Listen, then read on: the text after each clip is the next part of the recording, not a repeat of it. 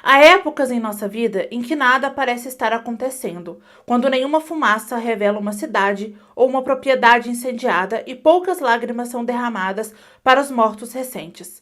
Aprendi a não confiar nesses tempos, porque se o mundo está em paz, significa que alguém está planejando uma guerra.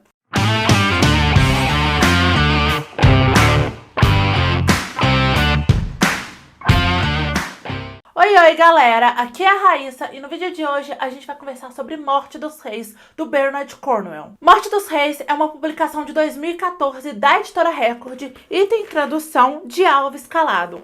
Esse é o 6º livro da série Crônicas Saxônicas, que vai contar a história do rei Alfredo e dos seus descendentes. Já tem resenha dos outros 5 volumes da série aqui no canal. Os vídeos eu vou deixar linkados na descrição e eles vão estar aparecendo também nos cards ao longo dessa resenha. Nesse livro, o Alfredo tá morrendo. E isso não é nenhum spoiler, tá? Já que isso tá na sinopse, isso vem sendo falado, acho que desde o livro anterior.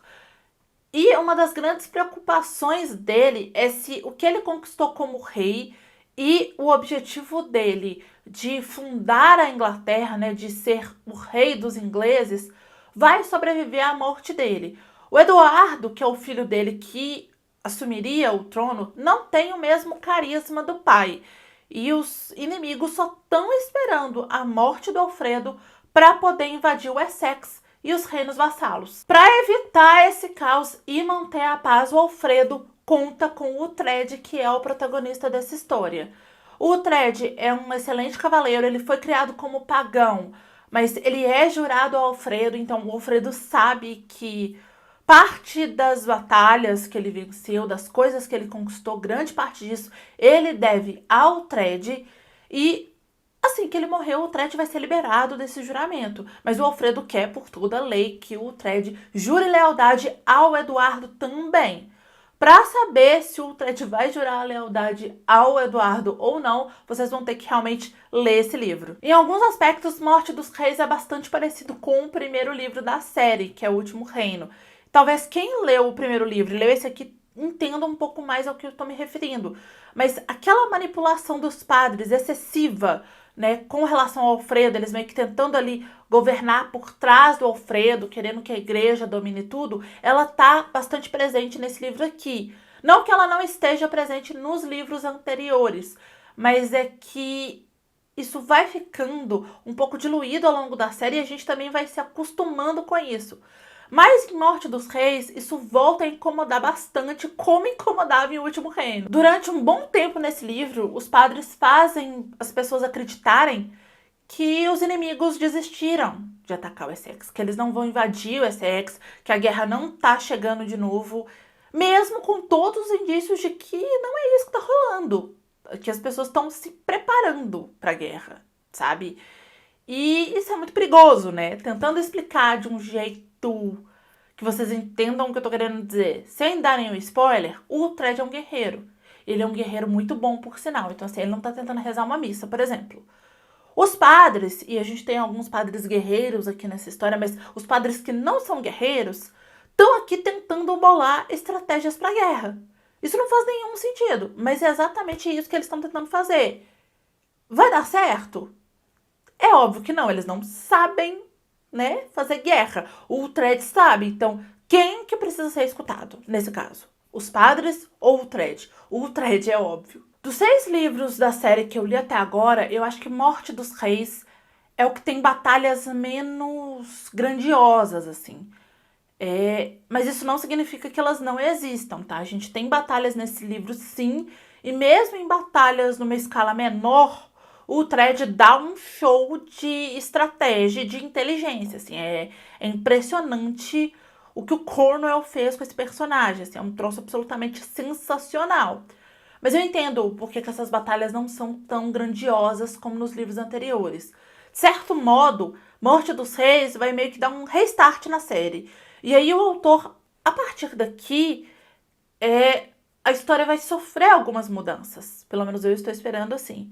E aqui, nesse livro, o autor vai construir as bases para o futuro da série. Então, essas batalhas elas não são tão grandiosas, mas ele está construindo outras coisas aqui. Mas eu não tenho dúvida que as batalhas épicas elas vão voltar a vir nos próximos livros. A gente acompanha os filhos do Alfredo aqui, principalmente o Eduardo e a filha mais velha, que é um nome assim em inglês antigo, então eu sou completamente incapaz de pronunciar o nome dela. Desde que eles eram crianças, eles aparecem lá no comecinho da série.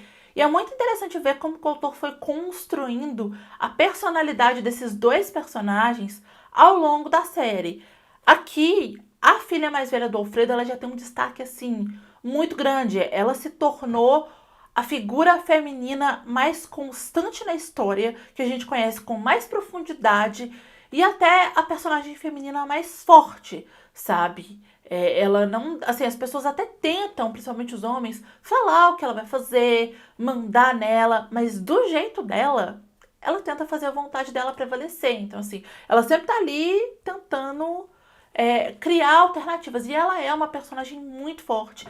E eu acho que ter essa figura feminina forte na história, numa história que é muito masculina, eu diria, ela é muito importante, porque, né, traz uma identificação, né, e tem ali uma personagem pra gente ver, pra gente acompanhar, pra gente ver o que ela vai fazer. Então, a filha do Alfredo, ela é muito, muito interessante. Na verdade, assim, eu queria que o trono fosse pra ela, mas infelizmente isso não é possível, né, mas eu queria. Inclusive, eu queria que o Alfredo em vida mesmo desse o reinado pra ela, mas isso não é possível, né, gente? Nessa época aqui não existiam rainhas. Tanto que a esposa do Alfredo, ela não é rainha. Ela só é esposa do rei mesmo.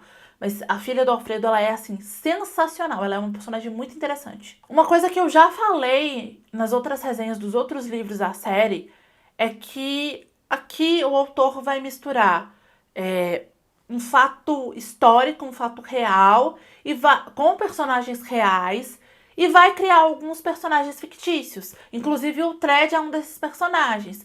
Mas uma coisa que eu não me lembro de ter mencionado, e que ele fala na nota histórica desse livro aqui, e eu acho que de algum livro anterior ele também fala disso, mas eu não me lembro de ter falado sobre isso, é que o Thread, sim, ele é um personagem fictício, mas ele não é tão fictício assim. O que acontece? Existiu um Thread que era senhor lá de Bebamburg, e que ele é ancestral do Bernard Cornwell. E o que o Bernard Cornwell fez? Pegou esse ancestral dele e deslocou ele. Então, as coisas que acontecem com ele aqui não são todas reais. Então, esse personagem ele foi deslocado para uma situação fictícia para ele, criaram coisas ali fictícias para ele, para que esse personagem fosse o veículo para contar a história do Alfredo e da família dele. Então, achei isso muito interessante. Eu gosto muito da escrita do Cornwell. Eu não estaria no 6º livro de uma série que tem 13 volumes se eu não gostasse da escrita dele. Eu já falei isso aqui, que ele descreve batalhas como ninguém.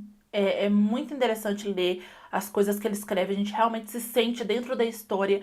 E é incrível como ele consegue fazer com que a gente fique interessado e preso na história até nas partes mais monótonas da trama. Tipo, os caras estão andando e a gente tá lendo o negócio super interessado. Então, é muito sensacional. Eu recomendo demais que você leia essa série.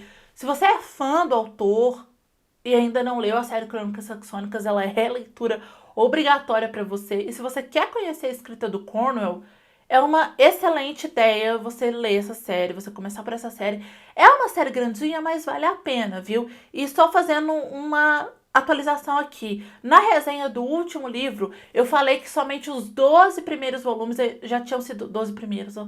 Os 12 volumes tinham sido publicados aqui no Brasil, que faltava o 13º. Mas depois da resenha, eu descobri que o 13º volume já foi lançado. Ou seja, temos todos os livros da série publicados aqui no Brasil. Então, assim, já dá pra começar a ler, gente. É grande a série, mas os livros não são tão grandes assim. E, assim, voa, sabe? Cada livro é uma leitura super rápida de fazer, principalmente se você gosta de livros nesse estilo. Então, fica aí a dica. Então, se você se interessou por esse livro e quiser comprar, compre na loja da sua preferência utilizando um dos links que estão no box de informação, comprando qualquer livro ou qualquer coisa, utilizando os links que eu deixo na descrição dos meus vídeos. Vocês ajudam a apoiar o meu trabalho sem gastar nenhum valor a mais por isso, então muito obrigada. Se você gostou desse vídeo, clica muito em gostei aqui embaixo para me ajudar na divulgação. Compartilha ele para os seus amigos e se inscreve aqui no canal se você não for inscrito. Assiste esses 2 vídeos que estão aqui do meu lado, que eu acho que eles podem te interessar. É isso, beijo, tchau e até amanhã.